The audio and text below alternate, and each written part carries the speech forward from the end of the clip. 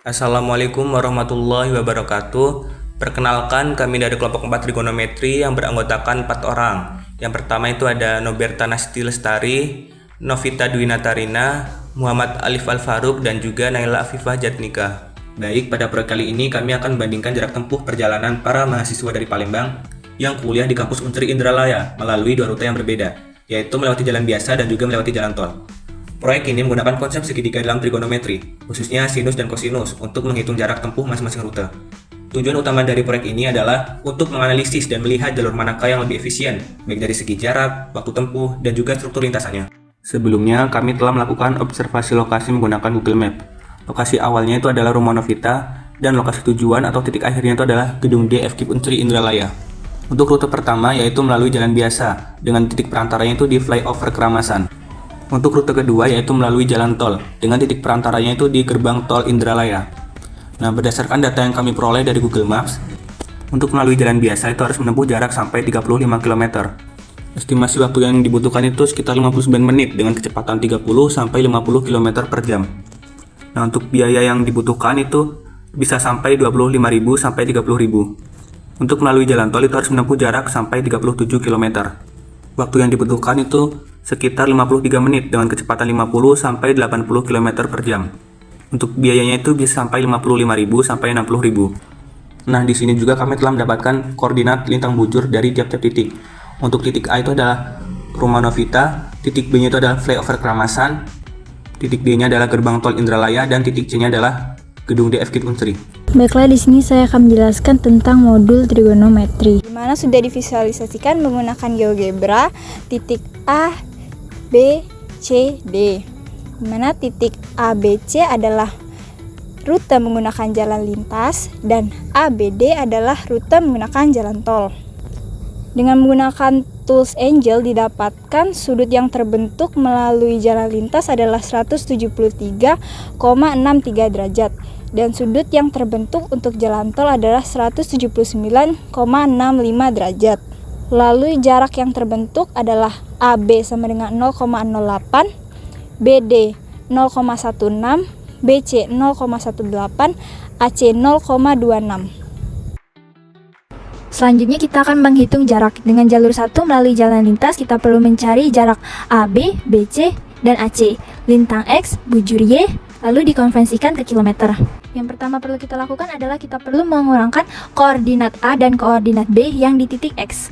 Koordinat A yang di titik X adalah negatif 3,070200 dikurangkan dengan titik koordinat B di X yaitu negatif 3,0002676 menghasilkan negatif 0,0699324 derajat. Lalu untuk bujurnya kita perlu mengurangkan titik koordinat A di Y dan titik koordinat B di Y, yaitu 104,750884 dikurang 104,786410 yang menghasilkan negatif 0,035554 derajat. Begitupun selanjutnya pada jarak dari B ke C dan jarak dari A ke C. Selanjutnya kita konversi ke kilometer dengan cara mengalikannya dengan 111. 1 derajat lintang sama dengan 111 km. Lalu untuk konvensi bujur, 1 derajat bujur sama dengan 111 km dikali cos lintang. Untuk dari jarak A ke B kita konvensikan negatif 0,0699324 derajat kita kalikan dengan 111 menghasilkan negatif 7,785. Lalu untuk bujurnya negatif 0,035554 derajat dikalikan dengan cos 111 menghasilkan negatif 3,958. Begitupun dengan jarak B dan C dan jarak dari A ke C. Selanjutnya untuk jalur 2 jalan tol. Sama seperti perhitungan sebelumnya, di mana kita mengurangkan selisihnya.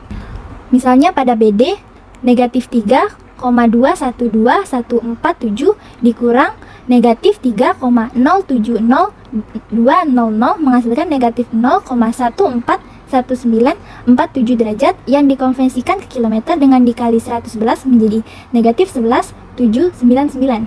Lalu untuk bujurnya 104,679795 dikurang 104,750887 menghasilkan negatif 0,071092 derajat yang dikonversikan ke kilometer dengan cara dikali cos 111 menghasilkan negatif 7,914. Hingga masing-masing mendapatkan lintang dan bujurnya sendiri dalam satuan kilometer. Selanjutnya adalah perhitungan jarak dengan menggunakan rumus jarak sama dengan akar lintang kuadrat ditambah bujur kuadrat, di mana jarak dari A ke B dengan lintang 7,785 kuadrat ditambah bujur 2,958 kuadrat menghasilkan sama dengan akar 60,606 ditambah 15,666 menghasilkan akar 76,272 sama dengan 8,733 km, sehingga jarak dari A ke B yaitu 8,733 km. Selanjutnya untuk BC dengan perhitungan dan rumus yang sama menghasilkan jarak 20,104 km, 20,104 km. Lalu untuk AC-nya adalah 28,799 km. Lalu untuk AB-nya yang melalui jalan tol menghasilkan AB yang sama yaitu 8,733 km. Lalu BD-nya adalah 17,518 km. Lalu AD-nya adalah 26,402 km. Lalu DC-nya adalah 3,286 km. Kami memilih menggunakan rumus kosinus karena rumus ini bisa digunakan untuk semua jenis segitiga, tidak harus segitiga siku-siku. Selain itu, rumus ini juga memudahkan dalam menghitung sudut di antara tiga titik koordinat yang membentuk segitiga. Rumus yang kami gunakan adalah cos sudut sama dengan sisi kuadrat plus sisi kuadrat minus sisi di depan sudut kuadrat per 2 dikali 2 sisi yang mengapit sudut. Pada jalur lintas, nilai kosinus yang diperoleh adalah minus 0,99308 yang menghasilkan sudut sekitar 173,6 derajat. Sedangkan pada jalur tol, nilai kosinusnya adalah minus 0,996 yang menghasilkan sudut 174,7 derajat. Kemudian, untuk waktu tempuh, kami mengasumsikan kecepatan rata-rata 50 km per jam untuk jalan biasa, dengan jarak AC sama dengan 28,799 km. Waktu tempuhnya adalah 35 menit.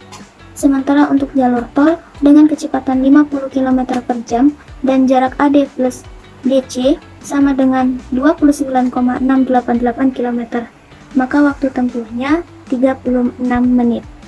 Lalu untuk estimasi biaya, setelah mempertimbangkan beberapa hal dan melakukan perhitungan, didapatkan biaya untuk melakukan perjalanan melalui jalan lintas dengan biaya Rp29.900 dan melalui jalan tol dengan biaya Rp57.800.